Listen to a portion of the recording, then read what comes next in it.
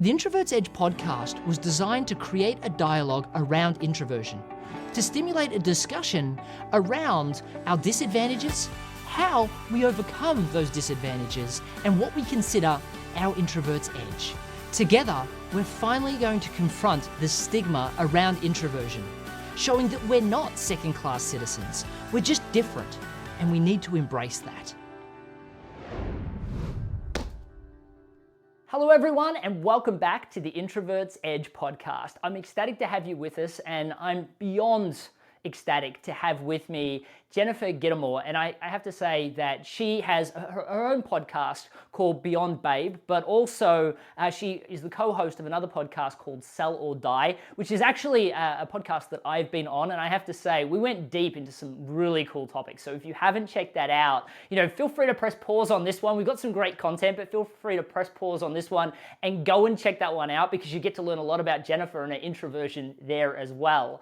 Now, she's also the author of a book called Sales in a New York Minute, which is definitely a terrific read. But she talks about sales, which, as we all know, introverts sometimes feel that they can't do. And it's my mission in life to help introverts realize that they can not only survive in the introverted world, but absolutely dominate, which Jennifer definitely has. So with no further ado, I'm going to welcome Jennifer. Thank you for coming. Thank you for having me on your show. And just in case anyone is looking for my podcast, it's the Breakthrough Babe podcast. I think My it's apologies, Beyond Babe, but Babe. it's Breakthrough, it's close. They're close. It's all good. Breakthrough, Beyond, Breakthrough. So for people, they should definitely check that out. I will say that, with Jennifer, when you hear her on that podcast, when you hear her on Sell or Die, when you get to see how she presents herself in this interview, you'll realize very, very quickly that this is a dynamic person, and you may find it very hard to believe that this person could be introverted. So let's really break that down for a second. And Jennifer, let's for those people that kind of aren't familiar with your story, help me understand. Was there a time that you realized that you're an introvert, or was there a specific thing you struggle with that then became the realization that you're introverted? Help me understand that. So, there have been lots of different individual moments where I realized that I am an introvert. So, for example, when I was very young, about 5 years old, my dad took me to be on Sesame Street Live in New York City. And it was the first time he had taken off, and it was a really big deal because he owned his own business, but it was always working. And we got to the big, tall building in New York and walked in, and there I am, supposed to go on stage, and I froze. And on the way in, I had seen like a vending machine, and I really wanted a chocolate bar. And my dad was like, sure, like after the show, you can have a chocolate bar or whatever. And I remember so deeply, like he was like, well, you're not going to get the chocolate bar. But I really wanted it, right? Like, you're not going to get the chocolate bar, which to a kid is a big deal. Like now I'm like, okay, I'll have a chocolate bar tomorrow if I can't have one today, right? But then it was a really big deal, and I couldn't do it. I just froze, and it was, and looking back now, I realize it was because of my introversion that experience, going up on stage, being on TV, being with the characters that I had watched, and now I'm going to be in the show. It was just too much. I wasn't prepared for it. And then just like lots of different social situations, where you go to a party and you're exhausted because you're having to be on, so to speak, and talking to so many people. And one thing I realized when I started dating my now husband, Jeffrey, is that we would go to some place and he would be totally energized. Like we'd go to a networking meeting. He'd be totally energized and he'd be like, okay, what's next? And I'm like, what's next? Like, I have to go home and take a nap. Like, that was a lot of fun, but like, I'm just fully drained, and that was a big understanding too of like, oh wow, this is what it means to be introverted. I think that's really an important thing for people to embrace, actually, because having been interviewed by the two of you, you can't tell your styles apart. You seem to bounce off each other, and there's a lot of give and take. But if I was to watch it as an external observer, there's no way I would go, well, obviously I would definitely say Jeffrey is an extrovert. He's very out there, but I wouldn't have been able to go, well, hang on a second, Jennifer really isn't. And at the end of that interview, I would have imagined that both of you, viewing it externally, would have then wanted to continue the conversation and wanted to, go out and have more meetings where, knowing because I was there, you were definitely drained. I mean, that was a very long interview. We went into a lot of depth, and Jeffrey definitely wanted to keep chatting, but you were tired. And I think that a lot of people, they'll see people that are performing and go, it's easier for them and it's not for me. So I think it's really important to kind of highlight that. How did you come to a place of comfort where you could say to someone like Jeffrey, I mean, a lot of people here have business partners that are extroverted. A lot of people have, family members that are extroverted they'll go to events with. And I find more often than not, there's no dialogue about how they can work around their different personality types. And when I say work around, it's not positive that an extrovert wants to keep going. It's not positive sometimes that an introvert just wants to stop. So there needs to be a common dialogue and a common conversation and an understanding. How do you navigate that in your relationship, in your partnership, in both business and in life? Yeah, so if you let the fact that you are an introvert prevent you from gaining the success that you deserve in life, then that's not fair to you, right? So it doesn't have to be something that's holding you back, and you have to figure out, well, how can I use this to my advantage? And one of the things is, like, I find, which is really cool for introverts, is I ask a lot of questions. So I ask about the other person because I genuinely want to know about the other person. And also it takes the pressure off having to be the entertainer and having to be the one providing all the information. And so when I can ask questions about the other person, it creates the conversation, it builds the relationship. I've had meetings back in my big networking days. I've had hour-long one-on-one meetings with a new person where I'm getting to know them, where they have not asked me one thing about myself. And I have asked them the whole time. Like, usually it's about 50-50, right? But I've had some where the whole time I'm just learning about them. And they say at the end, oh my God, this was the best meeting ever. I feel like we're BFF. This was so amazing. Like, I can't wait to refer you to all these people. And I'm like, but what do they even know about me, right? Like, they didn't ask anything. But the thing is, when you allow people or invite them and give them the opportunity to talk about themselves, they freaking love it. And so it takes it takes the pressure off a little bit when you're an introvert, if you can keep the conversation around them. That's just one of the things I do, and we can go into others as well. Yeah, absolutely. And I think that's really important for people to hear because, I mean, Jen definitely has a nature to herself that allowed her to embrace the fact that if she's asking questions, it's not taking as much energy. So instead of going, no, I need to behave more extrovert, I've got to be in people's faces, I've got to be asking questions, but getting straight to talking about what I do, she's realized that there's a strength to playing the more passive ask questions role. And that actually often leads to more deals for her. Now, again, this is systematic, and I think both Jen and her husband Jeffrey will agree, systems and process definitely wins over everything else.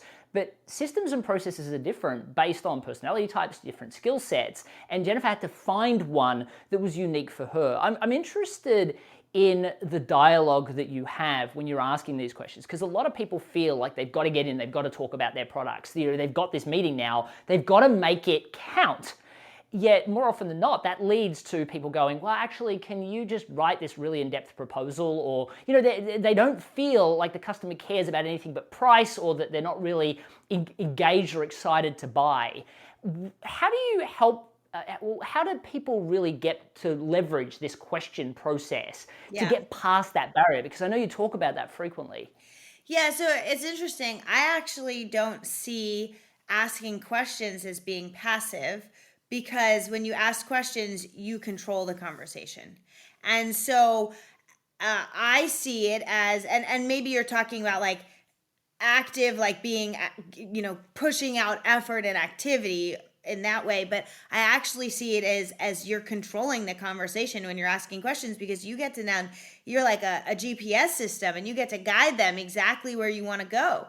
And so To give you a practical example, like let's say you call me up on the phone and you're looking for my services, and I coach entrepreneurs on how to make more money and how to let go of mindset blocks. I'm really into mind, body, and spirit, and all of that playing a role, not just the sales strategy, right? And so I'm going to want to uncover like, oh, okay, well, what's going on in your business right now? And how did you find me? And what led you here? And okay, so if that's going on, what does that look like? What does success look like for you? What are you hoping to achieve, right? I'm going to ask you, not all at once, but I'm going to ask you questions that feel natural based on whatever answers you provide to me. And so if you can ask them like where they're at, what they're hoping for, if you had like, if I had a sales magic wand, what would be the outcome for you, right? And what's prevented you from getting there in the past? And you can ask questions like that and then just turn it and relate it to whatever industry you're in. And that gets them to open up. And then now you have like a case file in your head of information. And so imagine you're like an investigator trying to uncover and get to the root of what's really going on. And when you can dig deep and really care and be genuine about it and understand what's going on, what do they need, now you can take all that information that's already in your head about your products and services and make a match and say, okay, this is what they need. This is what I have. How can what I have solve what they need? And then talk to that specifically rather than just showing up and throwing up. Because if you show up and throw up and talk about you and everything you have, then why would they want to listen anyway? They don't even know if it meets any of their needs. That's perfect. So I think what people are hearing, or at least I hope they're hearing, is asking questions is not a negative. It's going to empower you. It'll give you the ammo that you need to align them with the products and services that you need. So a lot of times people will think that if they're not actively talking at people, they're not selling. But that's the wrong mindset to have when it comes to sales, because to sell means to serve, and you can't serve unless you understand. Now, I find, though, a lot of introverts struggle with asking questions because they don't know what type of questions to ask that is going to lead them to their product. So they therefore end up asking very general questions that potentially don't link to the product. So when people are thinking about what types of questions to ask, should they be thinking about specific, how do you plan the questions? Do you do it organically on the fly? Do you suggest that especially introverts do some planning about the types of questions they should be asking to get to the crux of the issue? What would you recommend there? So I start out with genuinely wanting to know about them and like about them as a person, right? Where did you grow up? Tell me about you. And I wouldn't say such a broad question like tell me about yourself, but I would already know something. So for example, we were just hanging with someone who told me on one conversation that they play tennis. So I asked, how did you get into tennis? And that led to this whole story about how they used to play as a kid and how they got hurt as an adult and then wanted to get fit again and like, and now it's like, oh wow, we're really bonding because he's opening up about, stuff that only because I asked about a shared value, right? Because I love tennis. And so if you can figure out what are some shared values that you have with them, shared pieces of information that will help you build more rapport as like before you even talk about business stuff, get to know them because people do business with people they like. It's that simple. Yes, they need to know you and trust you. Yes. But if they don't like you, it doesn't matter if they know you or trust you, right? They have to like you. And I tell people all the time, I only do business with people I like. Like literally, life is too short and I'm not going to spend time working with people that piss me off. Like it's not worth it. And so yeah, that's a luxury to get to do that, but depending on what you do, if you're an entrepreneur, you get to choose who your clients are. You get to choose who you attract by what you put out because your vibe really does attract your tribe. And so questions, I would learn about them first. And then I would talk about, okay, so what is it that you do and how do you do it? maybe you're supposed to know that already going in, depending on the nature of the conversation. If it's a networking meeting, you might not know that much. If it's a potential client, you should already know why you're sitting down with them and what they do, and then uncovering their needs. Like, people buy answers to problems. They buy solutions to problems.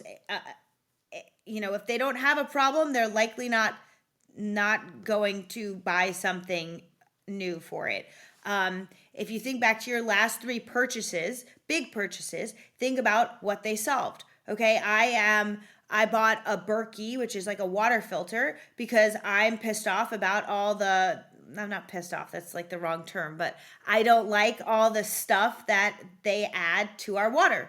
And I want to drink clean, healthy, good water. And so I spent $500 on a water filtration system so that I could feel the high frequency water, which to me makes a difference. It solves a problem, right? The problem is the tap water isn't good. The problem is bottled water is plastic, and that's also not good. They're saying there's plastics in bloodstreams now, which is very interesting. And so the solution is, what's the best filter? What can I find that can take out all the junk, right? So that solved a problem. If I didn't have that problem, I would not have spent $500 on a filtration system. Like, it just wouldn't happen, right? So if the water thing is not an issue to you, you're not looking for that. But it was an issue to me. Right? And so your customers are buying your stuff because they're solving something. And so you have to uncover, what is that need? What have they tried in the past? Did it work? Did it not work? What did that look like? And then what's your differentiator? How can you help them in a way that they haven't been helped before? Absolutely, and I think that's a really powerful set of a piece of advice, because I can tell you, even the other day, and it's terrible being a sales trainer because you get to see some horrific sales pitches, and the other day, I have to admit, I grimaced because we got on this call and it was a demo, and they immediately started telling me about how their product can help me. They had not identified who I was, what I do. They hadn't asked me any questions, how I wanted to use it. They just wanted to show me their tool in the hopes that I would see how it applies.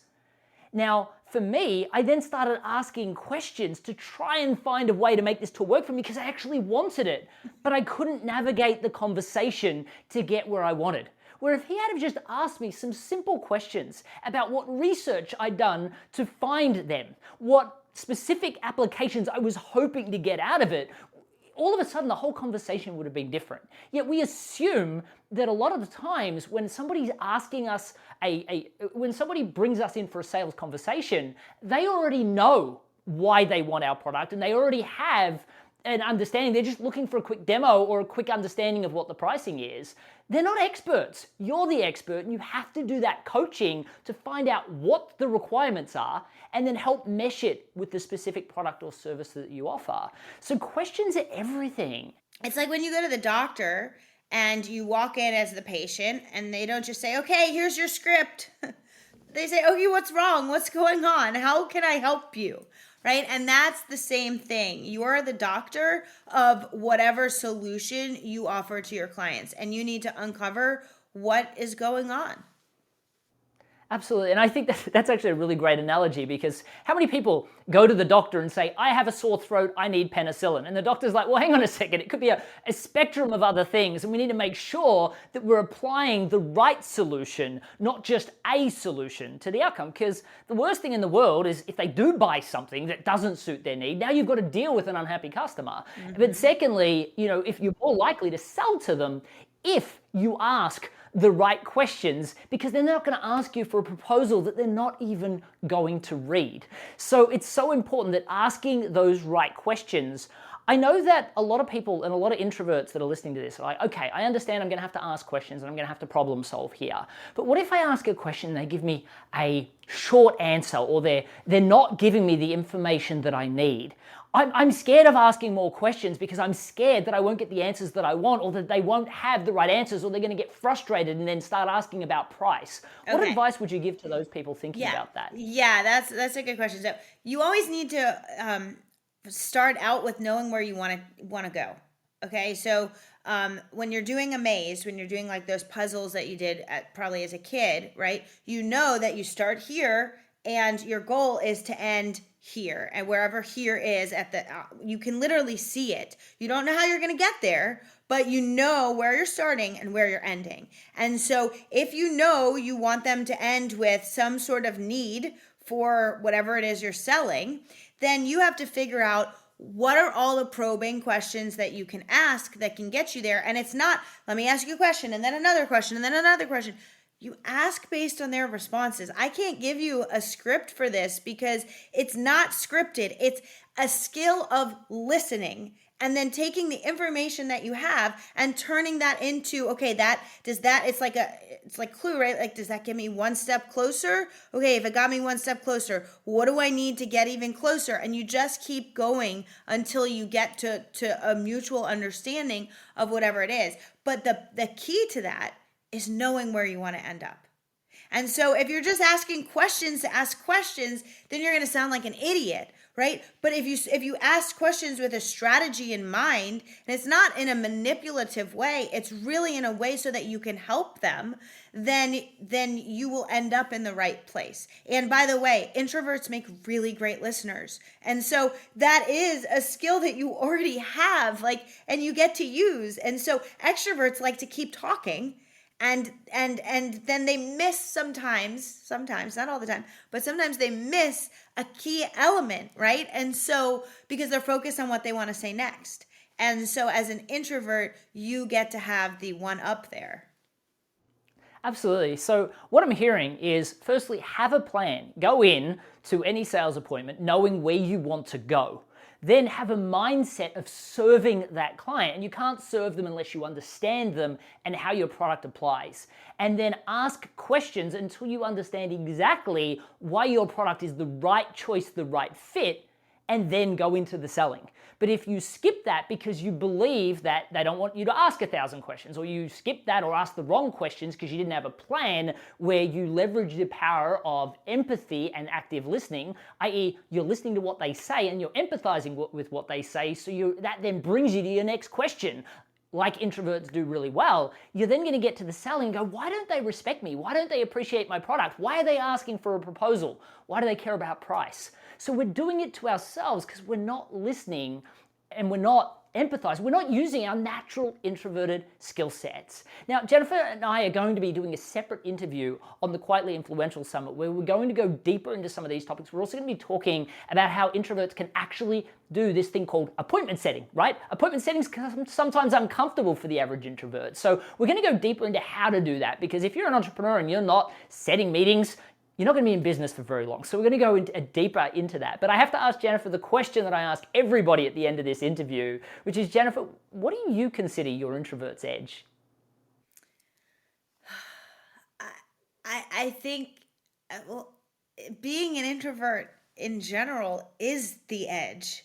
And it's everything that makes up being an introvert that gives you that edge, because it makes you uniquely you. It makes me uniquely me. And so the ability to listen and empathize, which is what we literally just spoke about, is a huge portion of the edge. And then knowing that I'm an introvert, I am choosier, if that's the right word. I'm more selective with the people I spend time with. And so the people I spend time with know that I really want to be there and really want to be present with them because I'm choosing to be with them. They might not know it from an introvert's perspective, like, well, I know I'm an introvert, so I'm choosing to spend time with you. No, it's not like that, right? But they can feel it by my actions. Like, I am choosing to spend time with these people because it gives me energy spending time with these people. And that's a big part of the edge. But honestly, listening in the sales perspective, listening and empathizing is huge. It's what made me great at networking, great at meeting people, and asking those questions and just listening. I think that's a great edge to have, and both of them. I think the ability to not feel obligated to meet with everybody, but choose is something that a lot of introverts don't do often enough. We feel we shut everybody off, or we end up doing the things we're obligated to do as opposed to the things that truly make us happy with the people that really add value to us as well. So I think that's an edge that everybody else should embrace much more frequently that are listening to this podcast. But Jen, thank you so much for sharing so much value to our guests. And I know we're going to be interviewing you on the Quietly Influential Summit shortly, which people can access at thequietlyinfluentialsummit.com. But for those people that are listening to this on the road and they're like, you know what, I want more of Jen's work, I want more advice from her directly, where would you suggest people start? Yeah, the best place is to go to my Instagram at Jen Gitomer, or to go to my website, jengitomer.com. And if you if you DM me on Instagram, or when you DM me on Instagram and let me know that you heard me on this show, I'll be happy to send you some valuable information that you can download for free. So just DM me and let me know that you heard me on the show, because I like to actually make real connections, right? It's not just like, oh, check, I added another follower. Like, no, like I actually like to know who I'm connected with and how they found me. So let me know, and I'd love to chat with you. That's terrific. So everyone, definitely take her up on that. I mean, how many people especially in the sales influencer world, actually say, hey, reach out, say hello, and be genuine with me. But really everything you've heard today is that Jen asks questions to be genuinely interested. She empathizes and asks follow-up questions because she's genuinely interested. And she has dialogues with people because she genuinely cares. And she hangs out with the people she genuinely cares about. So really take the opportunity to embrace that mindset into everything that you do. And you'll find that life goes a lot more, it's a lot more successful for you, but you'll also be a lot happier as well. But for today, thank you so much for everyone joining the Introvert's Edge podcast yet again. And I look forward to seeing you in the next interview. Thanks, everyone. I'm Matthew Pollard, the author of The Introvert's Edge to Networking. I'm on a mission to help introverts to be proud of who we are. For the first time, you'll learn a process for networking that feels comfortable and authentic to you as an introvert.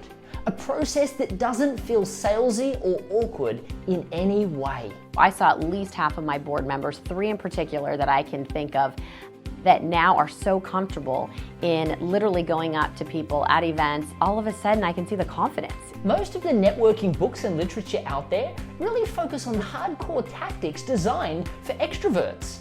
As introverts, we're different, and we need to embrace that. We need a system that allows us to channel our natural introverted strengths into the networking room.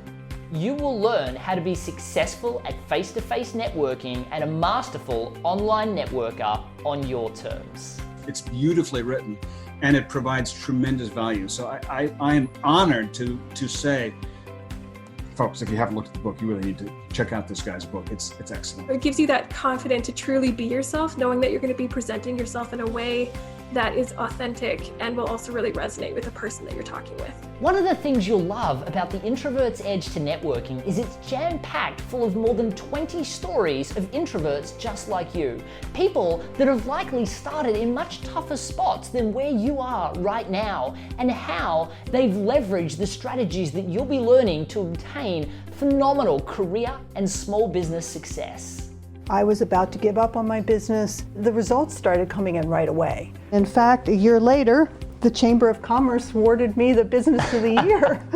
You need to go read his book, because everything he does is what people need, whether they're an introvert or not. I've been fortunate to receive endorsements from some exceptional introverts like Neil Patel and Ivan Meisner, the founder of the world's largest networking group, BNI.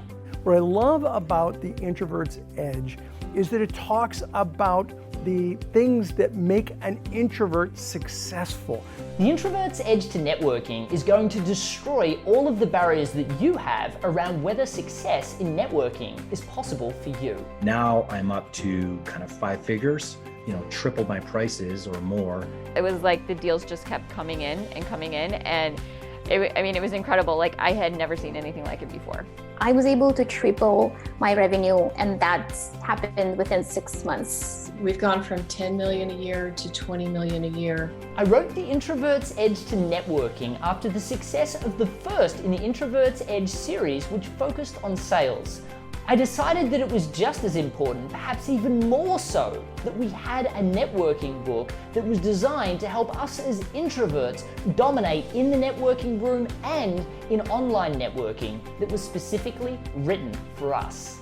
So if you're an introvert, don't delay. Head to theintrovertsedge.com/networking to get access to the first chapter of my new book completely for free today.